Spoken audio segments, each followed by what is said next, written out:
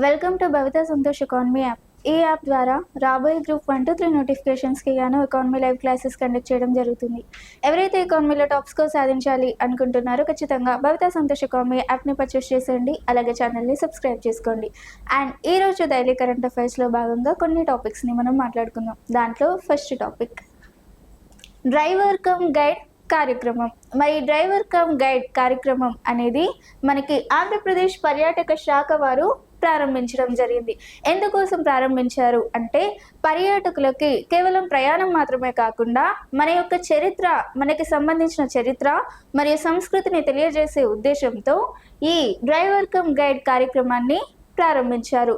మరి ఈ కార్యక్రమం అనేది ఏ భాగస్వామ్యంతో ప్రారంభించారు అంటే మనకి ప్రముఖ రైడ్ హైలింగ్ సంస్థ మరియు ర్యాపిడో భాగస్వామ్యంతో, ప్రముఖ రైడ్ హైలింగ్ సంస్థ అయిన ర్యాపిడో భాగస్వామ్యంతో ఈ డ్రైవర్ కమ్ గైడ్ కార్యక్రమాన్ని ఆంధ్రప్రదేశ్ పర్యాటక శాఖ వారు ప్రారంభించారు.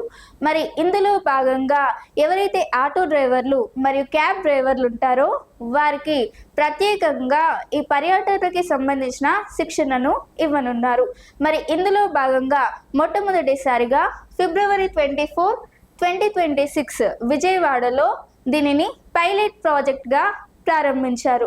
మరి పైలట్ ప్రాజెక్ట్గా ప్రారంభించి ఇందులో మొదటి దశలో 280 మంది డ్రైవర్లకి ఇందులో శిక్షణని అందించారు.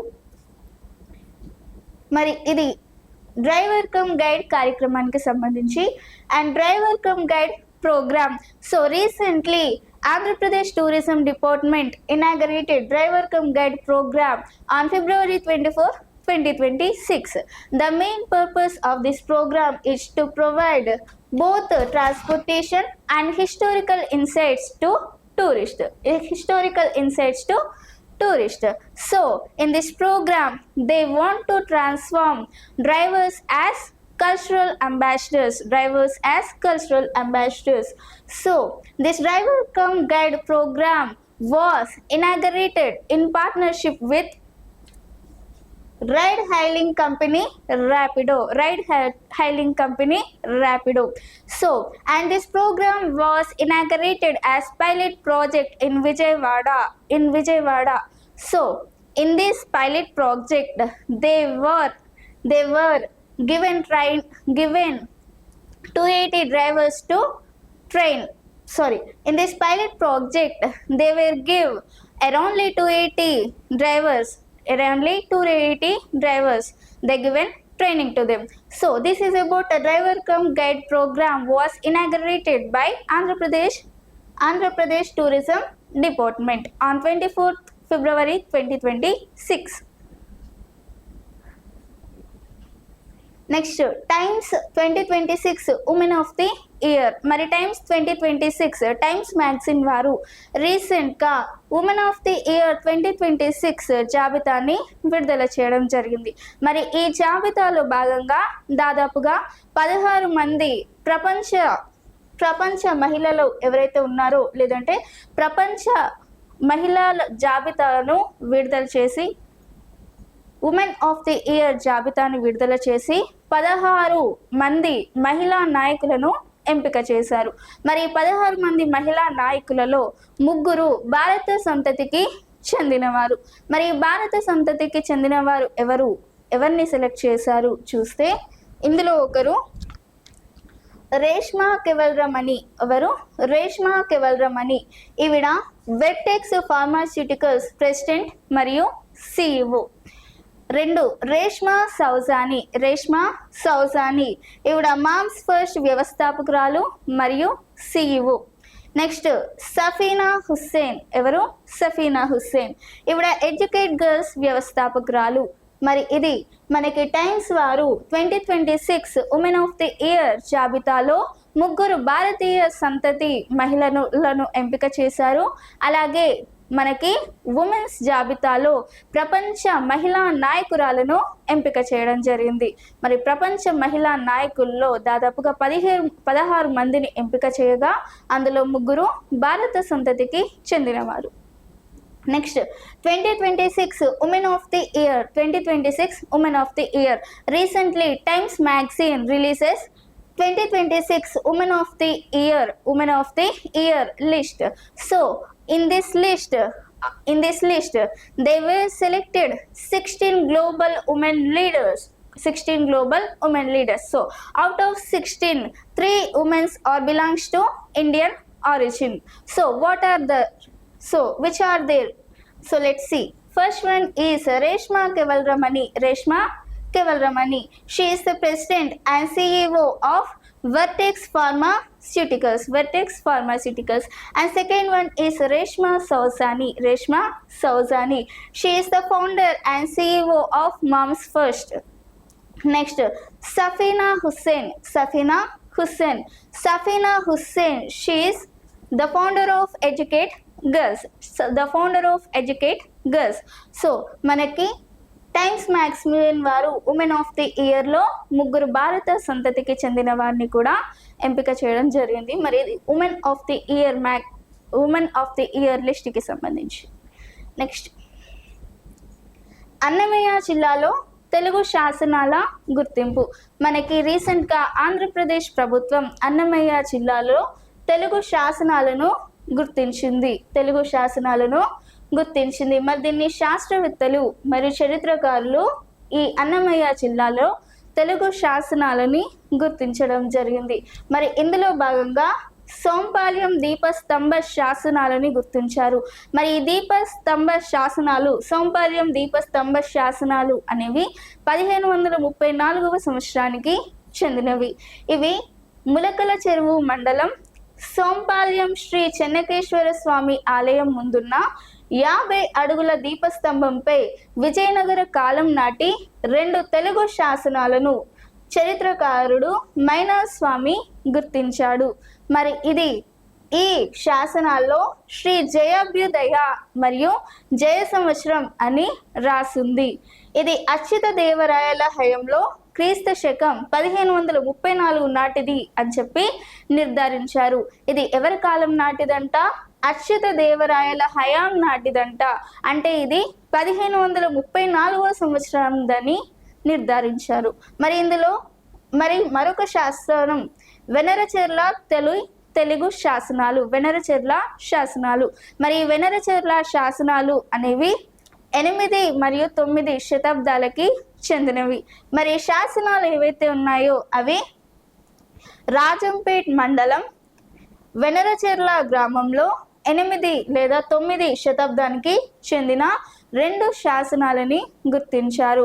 మరి ఈ 2 శాసనాలు, ఒక శాసనం ఏదైతే ఉందో అది మనకి పశువుల దాడిలో వీరమరణం చెందిన ఒక వీరుని గురించి ప్రస్తావిస్తుంది. మరి ఇది సోంపాల్యం దీపస్తంభ శాసనాలకు సంబంధించి. రెండవది వెనరచెర్ల తొలి తెలుగు శాసనాలు 8 నుంచి 9 శతాబ్దాలకి సంబంధించింది. So, and the identification of Telugu inscriptions in Annamaya district in Andhra Pradesh. So recently in Annamaya district, several significant Telugu inscriptions have been identified, ranging from 7th century Ranapati Chola era to 16th century Vijayanagara period. So it was ranging from 7th century Ranapati Chola era to 16th century Vijayanagara period. The inscriptions were discovered in Annamaya district in Andhra Pradesh government. So, and first inscription was Sompalyam Deepastamba or Sompalyam lamp post inscription.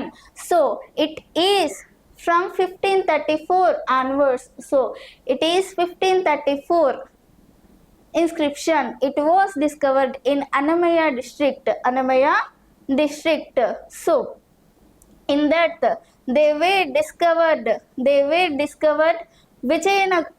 discovered two Telugu inscriptions in Vijayanagara period. So in this they were discovered two Telugu inscriptions from Vijayanagara period of 1534. That is Sompalyam lamp post inscription 1534. So another one is Veneracherla first inscription.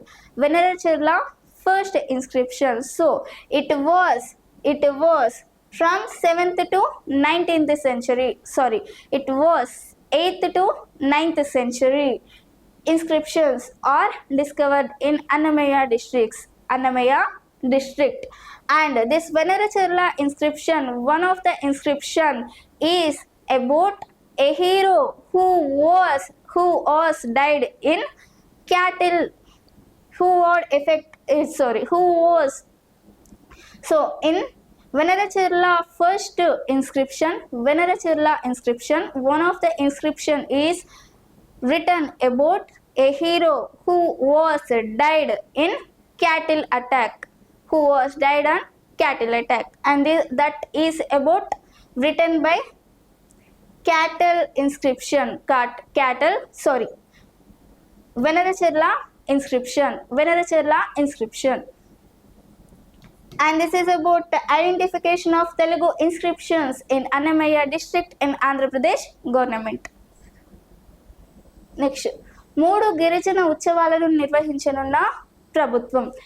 The government is set to organise 3 tribal cultural festival. మన రీసెంట్గా కేంద్ర గిరిజన వ్యవహారాల శాఖ మంత్రి గారు రీసెంట్గా 3 గిరిజన ఉత్సవాలని నిర్వహిస్తున్నారు. మరి ఎక్కడ నిర్వహించారు అంటే మనకి న్యూఢిల్లీలో నిర్వహించడం జరిగింది. మరి ఎందుకోసం ఈ 3 ఉత్సవాలని నిర్వహిస్తున్నారు అంటే గిరిజనుల యొక్క సంస్కృతి మరియు వారసత్వాన్ని ప్రోత్సహించే ఉద్దేశంతో మనకి 3 గిరిజన ఉత్సవాలని నిర్వహిస్తున్నారు. మరి ఇందులో భాగంగా ఒకటి ట్రైబ్స్ ఆర్ట్ ఫెస్ట్. ఒక ఫెస్టివల్ ఏంటి? Tribes and art pest. మరి ఇది ఎప్పటి నుంచి ఎప్పటి వరకు నిర్వహిస్తున్నారు అంటే మార్చి 2 నుంచి 13th వరకు మనకి ట్రావెన్కోర్ ప్యాలెస్లో దీనిని నిర్వహిస్తున్నారు. మరి 2 నుంచి 13 వరకు అంటే దాదాపుగా 12 రోజుల వరకు ఈ ట్రైబ్స్ ఆర్ట్ ఫెస్ట్ని నిర్వహిస్తున్నారు. మరి ఈ ట్రైబ్ ఆర్ట్ ఫెస్ట్లో భాగంగా దాదాపుగా 1000 మందికి పైగా కళాకారులు ఇందులో పాల్గొంటున్నారు. అండ్ ఇందులో 30కి పైగా విభిన్న గిరిజన కళలని ప్రదర్శిస్తున్నారు. నెక్స్ట్ మరొక ఉత్సవం ఏది అంటే living roots soundscape of tribal India. ఇది గిరిజన సంగీత ఉత్సవం. Living roots soundscape of tribal India అనేది ఒక సంగీత ఉత్సవం. మరి గిరిజన సంగీతకారులకు తగిన గుర్తింపు మరియు అవకాశాలను అందించే విధంగా ఈ లివింగ్ రూట్స్ అనే ఈ కార్యక్రమాన్ని ప్రారంభించారు. మరి ఇందుకోసం గిరిజన ఉత్సవాలని న్యూఢిల్లీలో నిర్వహించారు. So, the government is set to organize 3 tribal cultural festivals in New Delhi. So, it was inaugurated by Ministry of Tribal Affairs on March 2026. The main purpose of this program inauguration is to provide and protect historical and cultural protection to tribals. So in that case the program was inaugurated on Delhi by Ministry of Tribal Affairs. So in this event they were conducted 3 major festivals for tribals. So the first tribal festival is Tribes Art Fest 2026. But Tribes Art Fest 2026 is held from March 2nd to March 30, around 12 days. So in this event around more than 1000 artists were attended this event. Approximately more than 1000 artists were attended this event. And second one is Living Roots. Second program is what? Living Roots. So this is about soundscape of tribal India. It is a song festival or musical festival. Living Roots is a musical festival. So these 3 festivals were inaugurated by the Ministry of Tribal Affairs on New Delhi on March 26 or March 2026, and this is about the government is set to organize 3 tribal cultural festival.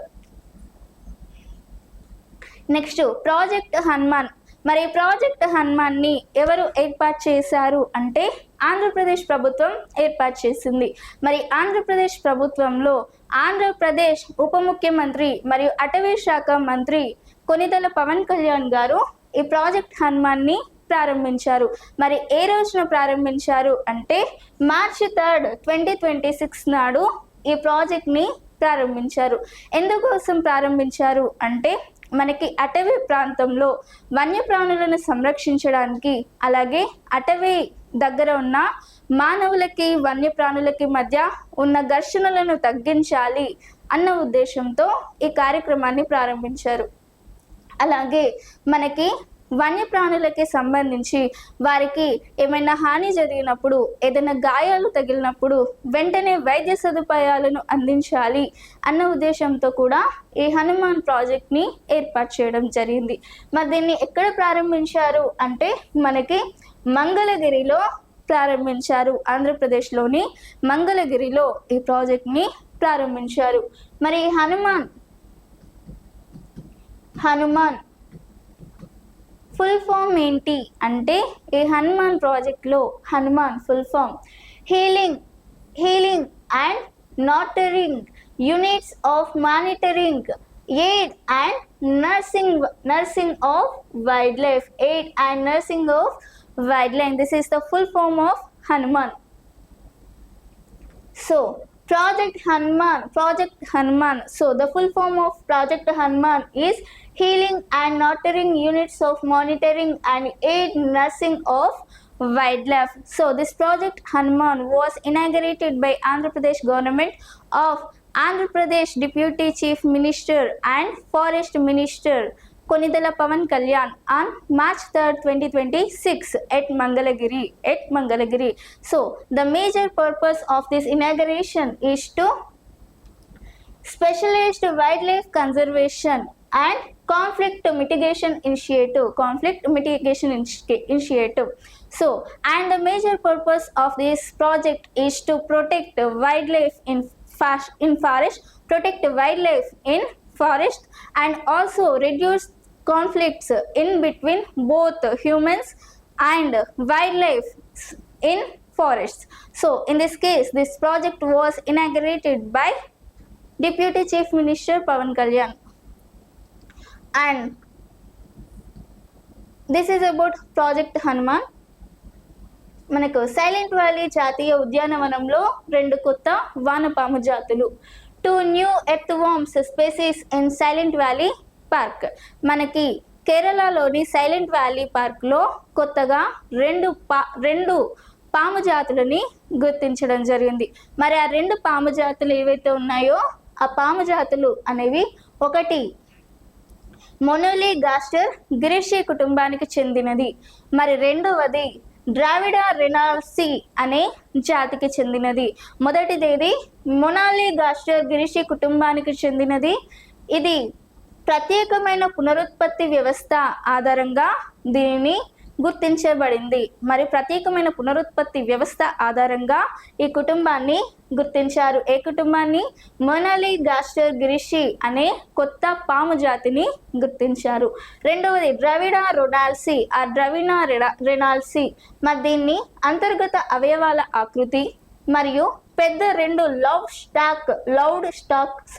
Loud stock ఆధారంగా దీన్ని గుర్తించారు. రెండవది ఏంటి? డ్రావిడా రెనాల్సీ పాము జాతిని గుర్తించారు.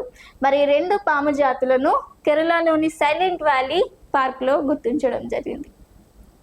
2 new earthworm species in Silent Valley National Park. So recently researchers have discovered 2 new ancient earthworms species in Silent Valley National Park in Kerala. So the first species belongs to the family of Menaligaster girishi, and second earthworm belongs to the family of Dravida Renalsi.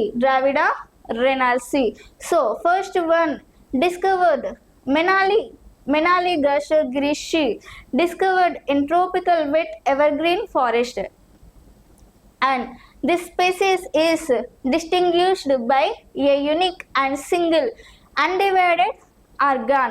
And second one is second earthworm is belongs to the family of Dravida Renalsi. So it was found in a high altitude grasslands, and this species is characterized by specific reproductive glands. So this is about the new earthworm species in Silent Valley National Park discovered. So special earthworms, 2 special earthworms discovered in Silent Valley National Park in Kerala. Next ఇచ్చుక Ashmolean museum. మరి ఇచ్చుక Ashmolean museum అనేది ఎక్కడుంది అంటే ఇంగ్లాండ్లోని Oxford నగరంలో ఈ అస్మోలియన్ museum అనేది ఉంది. మరి ఈ అస్మోలియన్ మ్యూజియం అనేది 1683వ సంవత్సరానికి చెందినది. మరి ఇది అతి పురాతన ఈజిప్షియన్ కళాఖండాల నుండి ఆధునిక కళాఖండాల వరకు భారీ సేకరణలు ఇందులో ఉన్నాయి. మరి ఇది ముఖ్యంగా గ్రేట్ బ్రిటన్ చరిత్రకి సంబంధించి అరుదైన వస్తువులు ఇక్కడ చూడవచ్చు. మరి ఇది ప్రపంచంలోనే మొట్టమొదటి అస్మోలియన్ మ్యూజియం. ప్రపంచంలోని మొట్టమొదటి మ్యూజియం ఏది? అస్మోలియన్ మ్యూజియం. ఇది బ్రిటిష్ కాలానికి చెందినది. ఇది 1683వ సంవత్సరం నుంచి ఈ అస్మోలియన్ మ్యూజియం అనేది ఉంది. ఈజిప్షియన్ కాలం నుండి ఆధునిక కాలం వరకు అనేక రకాల సేకరణలు ఈ మ్యూజియంలో మనకు కనిపిస్తాయి. సో ఇచ్చుక Ashmolean Museum. So Ichika Asmolian Museum of Art and Archaeology is located off Oxford City in England.